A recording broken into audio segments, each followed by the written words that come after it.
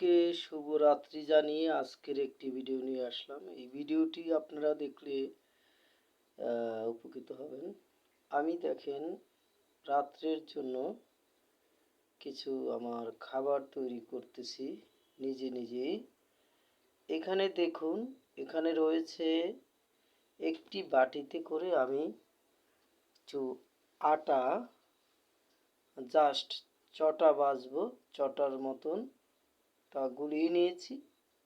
তার সাথে দিয়েছি দেখেন কালো জিরা আর ছোট ছোট দেশি রসুনের 3-4টে কোয়া কুচি করে দিয়েছি। আমি এটা চটা করে বানিয়ে খাবো। আশা করি যারা প্রাকৃতিকভাবে ভেষজ উদ্ভিদ বা ভেষজ গুণাগুণ সম্পর্কে জানেন, তারা এই বিষয়টি নিশ্চয়ই বুঝতে পেরেছেন যে আমি কেন এটা খেতে যাচ্ছি বা খাই।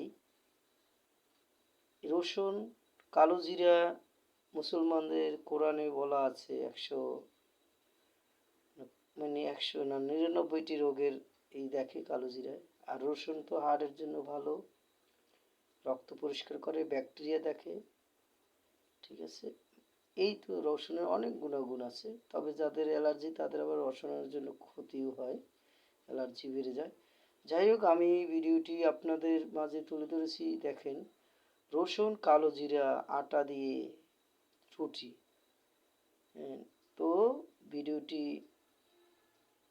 কেমন হয়েছে কমেন্ট করে জানাবেন এবং শেয়ার করার জন্য অনুরোধ করছি। কারণ এই যে খাবারটা, এটা কিন্তু সাধারণ খাবার নয়, এটা একটি ওষুধি গুণাগুণ বলেই চলে।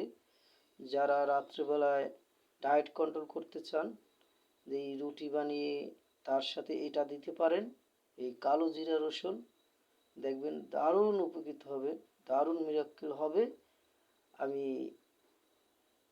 বিশ্বাস করি।